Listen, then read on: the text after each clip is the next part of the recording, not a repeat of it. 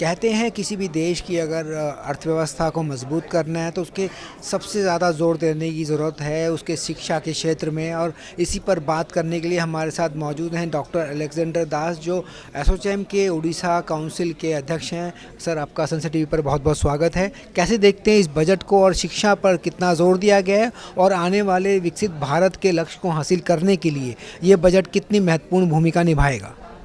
तो ये बजट बहुत विजनरी बजट है जो इंडियन गवर्नमेंट का जो 2026 का बजट है, जो शिक्षा को लेकर हम और बात करेंगे तो आप देखिए पूरा बजट में आपने 15,000 content creation lab all over India जो स्कूल में बना जाएगा, वो 500 कॉलेज में बनाया जाएगा।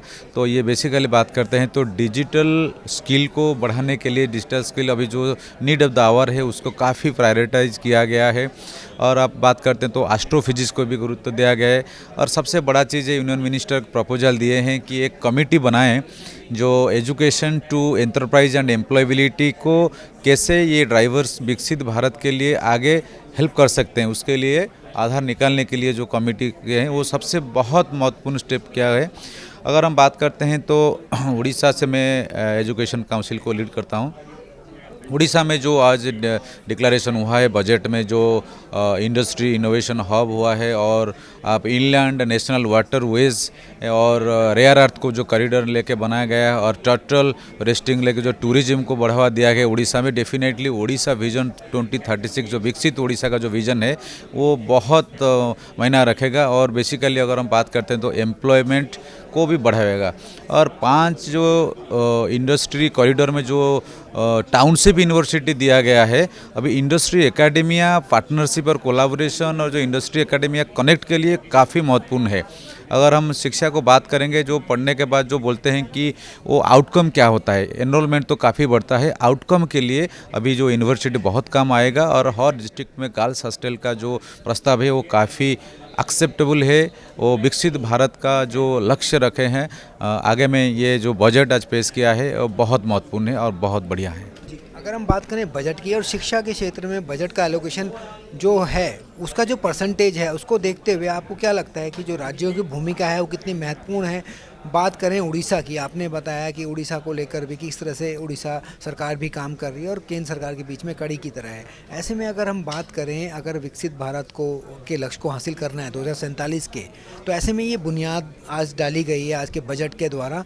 ऐसे में और जो शिक्षा का प्रभावी क्षेत्र हैं उनको मजबूत करने के लिए किस तरीके से, जैसे एआई की हम बात करें या बाकी सेक्टर्स की बात करें, किस तरह से न्यू एजुकेशन पॉलिसी की बात करें, इन सबको लेकर आगे बढ़ने की ज़रूरत है और शिक्षा को कितना मजबूत करना ज़रूरी है? देखिए, शिक्षा एक नॉलेज लेड कम्युनिटी और नॉलेज एम्पायर्ड सोसाइटी बहुत महत्वपूर्ण है विकसित भारत के लिए, और एक कोई नेशन को आगे जाने के लिए शिक्षा का बहुत ज़रूरी है। आज आप बोल रहे हैं कि जो स्टेट का जो भागीदारी है, अब मैंने उड़ीसा का जो बात बोले हैं कि उड़ीसा में अगर जो 2036 जो हमारा मुख्यमंत्री एवं उड़ीसा गवर्नमेंट जो प्लान कर रहा है विकसित भारत और विकसित उड़ीसा, 2036 में 100 ईयर्स होगा उड़ीसा को, उड़ीसा जो विजन रखा है, अभी हमारा जो प्लान हुआ है इस बार बजट में, डेफिनेटली उड़ीसा में शिक्षा क्षेत्र में बहुत परिवर्तन आएगा। और बजट में जो दिया गया है, अभी जो शेयर दिया गया है, ये डेफिनेटली शिक्षा को मजबूत करेगा। और एक चीज़ जो है इसमें हम ऐड करते तो और अच्छा होता अगर वो रीस्केलिंग ऑफ टीचर्स, क्योंकि हम इमर्जिंग फील्ड्स का, इमर्जिंग टेक्नोलॉजी का बात करते हैं, मगर टीचर्स को भी ऐसे अपडेट होना चाहिए।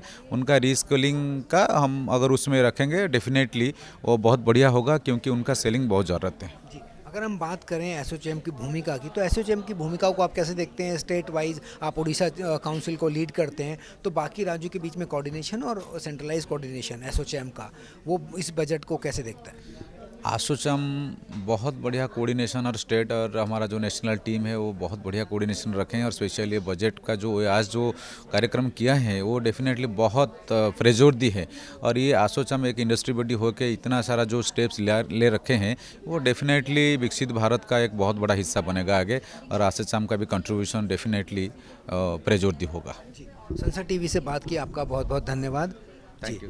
जी, तो ये थे डॉक्टर अलेक्जेंडर दास, ये उड़ीसा जो एसोचैम का है उसके चेयरमैन हैं। इन्होंने बताया किस तरह से शिक्षा की भूमिका बेहद महत्वपूर्ण है और शिक्षा पर ये सरकार लगातार जोर भी दे रही है। सनसेट टीवी के लिए Surendra Kumar. To watch more programs of Sansad TV, subscribe to our YouTube channel and don't forget to like and share them.